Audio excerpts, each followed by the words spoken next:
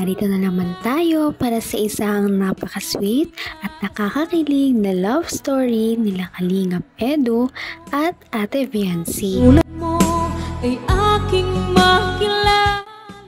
Sa pagpapatuloy ng ating love story ay punong-puno na naman ang vlog na ito ng kilig moments ng dalawa.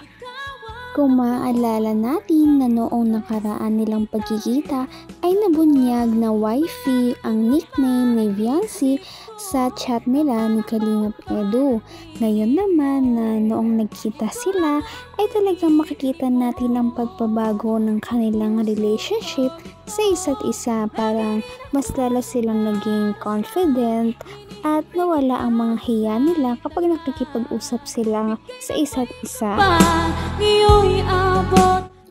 At sa pagpapatuloy nga ng kanilang love story ngayon ay nagkita na naman sila sa labas dahil niyaya ni Kalingap Edu si Viancy sa isang date. At ito nga ang mga nangyari noong araw na yon. Ay, ayun na po ata si Edu. Ay, si Kuya Edu po.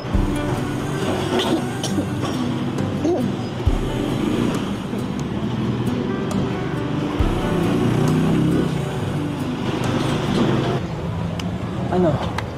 Kanina ka pa wifey? Ay, Viancy pala. Ay, kailangan mo may mga yung mag-alala. Dito naman si si Javi. Ay, si pala. Ben. Si Edu. Kalingap Edu. Ano? Ready ka na? Tara ba? Tao dyan, alam nga naman ako lang dito sa harap.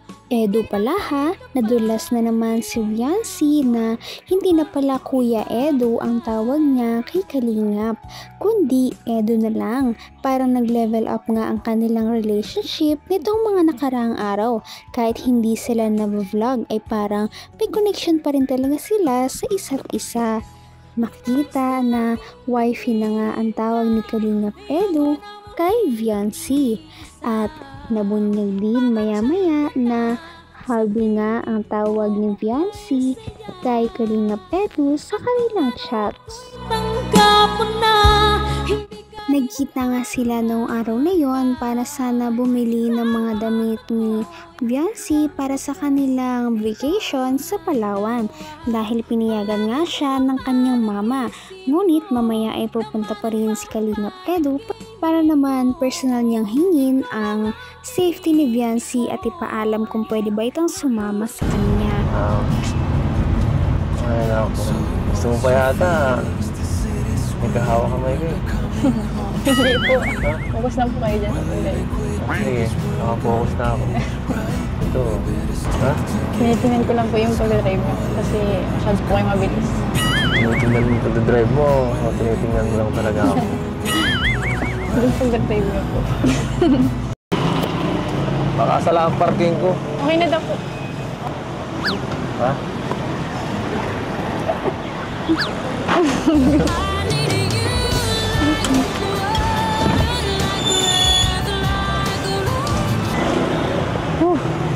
Okay na nga. Ano dito natin to? Oo ba? Grabe naman. Nililimutan mo mga sandali. Na anong oras na rin sila noon nung nagkita sila ay talagang nakaramdam na rin sila ng gutom. Kaya naman, nag-drive muna si Kalingap Edu papunta sa kainan upang silang dalawa ay makakain. Napaka-sweet naman talaga ni Kalingap Edu dahil noong makababa si Viancy ay talagang nag-flying kiss pa ito sa kanya. Kaya naman kinilig din si Viancy sa ginawa ni Kalingap Edu. Maya-maya ay umakyat na sila para kumain. Doon nga ay naghanap na naman ang kanilang sweet moments dahil talagang makikita na si Viancy ay parang nagiging komportable na kay Kalingap Edu dahil sinabi nito na okay lang daw na wala silang mabili na gamit para sa Palawan basta kasama niya si Kalingap Edu. Noong mga oras na yon ay okay na daw siya. Ata may taga-subo ka. Hindi po yun. Ay. Meron kang taga-ubos ng ano mo? Busog mo na po kaya? Busog na po. Kahit pa. Kaya po. Para hindi po sayang. Pero teka, kung bibili natin. Kahit ano, wag na po. Kahit ano? Kahit wag na po. Kahit pa. Pumunta ka pa dito sa ano, layo-layo. Sayang. Wag na po yun. Sama ko po kaya. Alam na ako. Simula ko makita, ganun ha. Ang sabi ko po, masaya na po ako nakasama po kayo.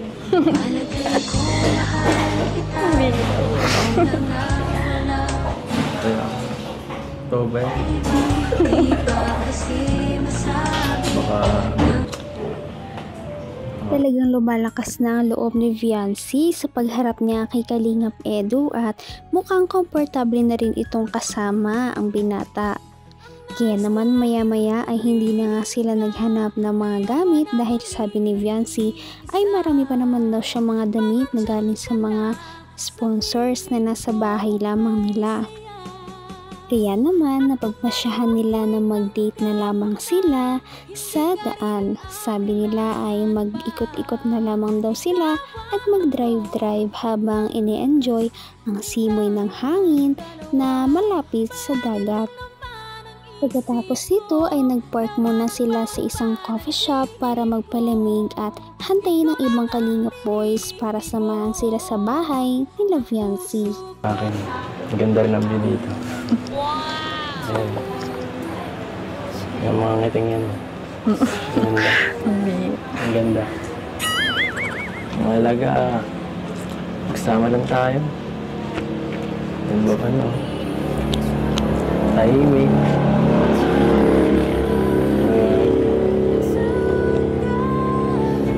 Wala na.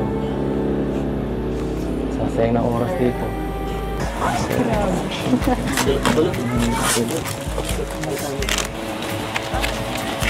Mike.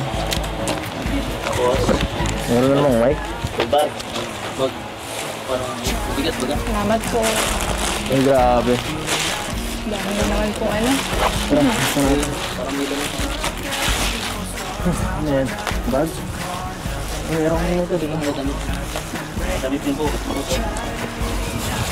Sapatos. Trended. Noong makarating na nga sila sa bahay ni Viancy ay sandamakbak na sponsors na naman ang nagpadala ng mga regalo na hindi na nga magkasya sa bahay ni Viancy sa dami nito. Parang hindi nila alam kung saan na nga ito ilalagay dahil nauna pa talaga ang mga gamit bago ang bahay ni Viancy. Ngunit ganun pa man ay masaya na daw sila dahil bahay na lamang daw ang kulang sa kanila at okay na ang kanilang buhay. Kaya naman lubos na lubos ang pagpapasalamat ni Viancy at ni Kalingap Edu sa mga supporters at mga suportang natatanggap nila. Matapos nila mag-unbox ng mga bigay ng sponsors ay pinaalam na nga ni Kalingap Edu si Viancy sa kanyang mama. Maano sana may mag-aano po sana si ano mapunta sa isang malayong lugar. Saan malayo yun? Hindi naman po itatanan, no? Hindi po ano lang maano kami magbabakasyon. Magtutur kami. Ay, sabi na nga. Sabi Sabi na nga. Opo, mapunta po kami Palawan. Okay lang po ba yun? Na Approve na talaga ang mama ni Viancy na makasama si Viancy sa trip to Palawan ng Kalingap team. Kaya naman bakas ang pagiging masaya ni Kalingap Edu dahil ito ang kanilang first vacation together. Maya-maya ay inabot na ni Kalingap Rab at ni Kalingap Edu ang allowance na galing sa mga sponsors na pinapabigay kay Viancy.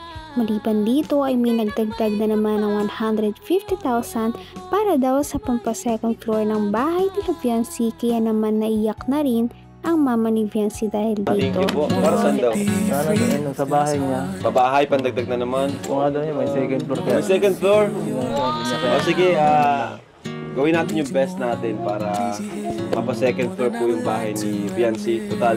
Ayun ay sobrang laking tulong po ng Kalingap. Kaya sobrang po nagpapasalamat ako.